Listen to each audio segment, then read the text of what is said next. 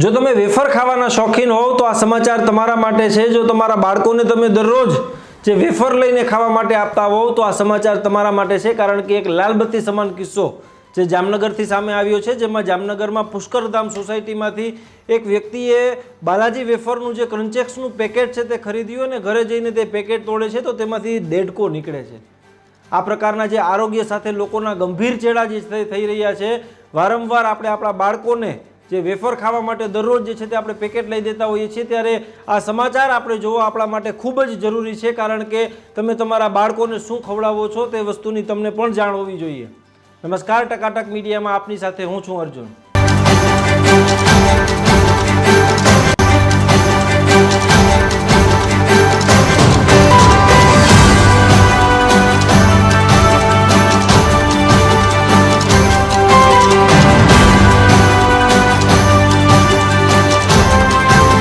જામનગરની પુષ્કરધામ સોસાયટી, જેમાંથી એક જસ્મીન જે પટેલ નામનો જે વ્યક્તિ છે તે જાય છે અને એક 10 રૂપિયાનું વેફરનું પેકેટ ખરીદે છે, સોલ્ટેડ ક્રન્ચેક્સ વેફર બાલાજીની। બાલાજી એક ખૂબ નામચીન અને ખૂબ જ જૂની બ્રાન્ડ છે વેફરમાં।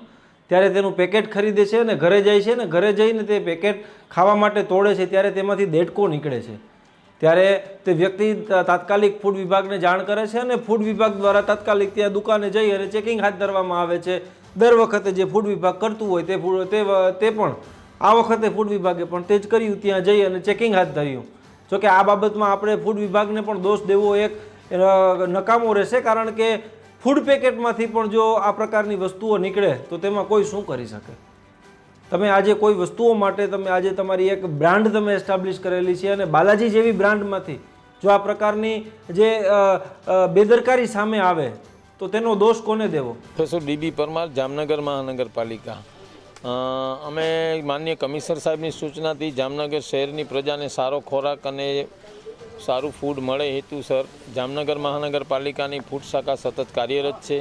આજરોજ જ્યારે ફિલ્ડમાં હતા એ દરમિયાન જસ્મીન પટેલ નામની વ્યક્તિ દ્વારા એણે ગઈકાલે બાલાજીની ક્રન્ચી સિમ્પલ સોલ્ટેડ વેફરનું 10 રૂપિયાવાળું પેકેટ ખરીદેલ હતું, જેમાં દેડકો હોવાનું જણાવતા અમો સ્થળ ઉપર અત્યારે પટેલ પાન અને Patel provision stores Pushkardham society Ranjit Sagar road સ્થળ પર આવતા અને આ તોડેલ પેકેટ જોતા એમાં દેડકો હોય એવું જણાયેલ છે અને આ માટે અમે એજન્સીવાળા ભાઈને પણ બોલાવ્યા છે અને હવે પછીથી અમે આ એજન્સીમાં જઈને આ જ વેફરના એ જ બેચ નંબરના નમૂના લેવાની કાર્યવાહી કરીશું, તેમજ જે કાંઈ કાયદાકીય આગળ થતું છે એ બધી કાર્યવાહી કરીશું।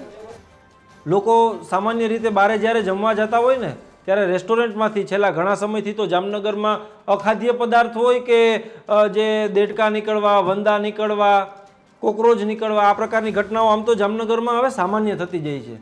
છાસવાલામાંથી સૌપ્રથમ વંદો નીકળ્યો, ત્યારબાદ લાપિનોસ પિઝામાંથી, ત્યારબાદ US પિઝામાંથી, ત્યારબાદ ડોમિનોઝમાંથી અને હવે ફરીથી એક વખત જામનગરમાં છાસવાલામાંથી પણ જે લાસ્ટ ટાઈમ જે વંદો નીકળવાની ઘટના આવી હતી, ત્યારે લોકોને એમ થાય કે હવે રેસ્ટોરન્ટમાં નથી જમવા જવું, બહાર નીકળીએ, ભૂખ લાગે, કેમ કે ઘણી વખત આપણે આપણા રૂટીનના સમયમાં આપણે એટલા વ્યસ્ત હોતા હોઈએ છીએ કે જ્યારે આપણે એવું લાગે છે કે હવે ઘરે જમવા જવાનો સમય નથી રહ્યો અને હવે ભૂખ લાગે તો શું કરવું, તો લોકોને એમ થાય કે આપણે ચાલો એક વેફરનું પેકેટ ખાઈ લઈએ, એક થમ્સઅપ પી લઈએ, પણ વેફરના પેકેટમાં પણ હવે ખાઈ શકાય તેવી પરિસ્થિતિ નથી, તેમાંથી પણ દેડકા નીકળે છે। ત્યારે આ પ્રકારની પરિસ્થિતિમાં કોના પર ભરોસો કરવો, કોના પર ન કરવો તે સમજાતું નથી લોકોને। અત્યારે ઘરનું ખાવું એક જ સુરક્ષિત છે, તમારી પત્ની પર વિશ્વાસ કરી અને ઘરે ખાવ એ જ સાચું છે, બાકી અત્યારે બહારના કોઈ પણ ફૂડ પેકેટ પર અને બહારની કોઈ પણ વસ્તુ કે રેસ્ટોરન્ટમાં ખાવા જેવી અત્યારે પરિસ્થિતિ નથી। અત્યારે ખાસ કરીને જ્યારે ચોમાસું નજીક આવે છે ત્યારે આ વાતની તકેદારી આપણે સૌએ રાખવાની છે। આ બાબતમાં જે બનાવતા જે લોકો છે, જે એજન્સીઓ જે છે, તે કંપનીઓ છે, તે તો દોષિત છે જ, પણ આપણે ઓછા દોષિત નથી કે આપણે બધું જાણીએ છીએ છતાં પણ આપણે બહારનું એ જ વસ્તુ ખાઈએ છીએ। દર વખતે જે કોઈ પણ એક રેસ્ટોરન્ટમાંથી કોઈ જીવાત નીકળે કે કોઈ આવા બનાવો બને ત્યારે થોડા સમય માટે લોકો ત્યાં જવાનું ઓછું કરે, ત્યાં જવાનું ટાળે, ત્યારબાદ થોડા સમય રેસ્ટોરન્ટ પણ તેનું હાઇજીન જે છે તે મેન્ટેન કરવાની કોશિશ કરતું હોય છે, પરંતુ દર 15 દિવસે જે આપણે ભૂલી જઈએ છીએ કે આ પ્રકારના બનાવો બન્યા છે, હવે આપણે ત્યાં ન જવું જોઈએ। ઘરનું શુદ્ધ અને સાત્વિક ખોરાક, ખાસ કરીને હવે જ્યારે તહેવારો નજીક આવશે 1 થી 2 મહિનામાં જન્માષ્ટમી જેવા તહેવારો નજીક આવશે, એટલે કે હવે લોકો બહાર ખાવાનો ચસ્કો જે ચટાકો જે છે તે ધરાવતા હોય છે. ત્યારે તેવા લોકો માટે આ ખૂબ જ લાલબત્તી સમાન કિસ્સો છે, કારણ કે હવે વરસાદની સિઝન જેમ શરૂ થશે તેમ વરસાદની સિઝન બાદ જે રોગચાળાના પ્રમાણમાં જે છે તે વધારો થઈ શકે છે. એટલે બહારનો અખાદ્ય જે ખોરાક જે છે તે ખવો, અને આ પ્રકારના ફૂડ પેકેટ કે જેમાંથી દેડકા નીકળે, તમને એક સામાન્ય માખી કોઈ ઉડીને આવી જાય તો આપણે એમ લાગે કે ચાલો ભાઈ એમાં ધ્યાન નહીં રહ્યું હોય, એ માખી ઉડતી હોય એટલે એમાં લોકોનું ધ્યાન ન હોય. જોકે એ પણ ચલાવી જ ન શકાય, એ પ્રકારના બનાવ પણ ચલાવી જ ન શકાય. પણ દેડકા જેવા દેડકા તમારે વેફરમાં તમે પેકિંગમાં તમે જાઓ છો, તમે તમારી ત્યાં QA/QCની તમે તમારી ટીમ ત્યાં ક્વોલિટી ચેક માટેની ટીમ બેસાડો છો. આ કામ કરે છે કે તમારી QA ક્વોલિટીની ટીમ. ત્યારે આ પ્રકારના બનાવો, જો કે ખેર લોકો આપણે બધા ખૂબ મેચ્યોર્ડ છીએ, ત્યારે આપણે હવે ખાસ કરીને જો આપણે આપણા બાળકોને જો આ પ્રકારની વેફરોને આ પ્રકારના પેકેટો આપણે ખાવા આપતા હોય તો આ કિસ્સો આપણે એક વખત જોઈ લેવો જોઈએ.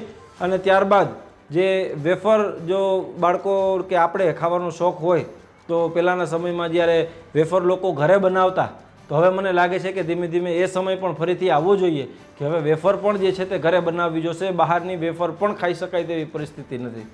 નમસ્કાર.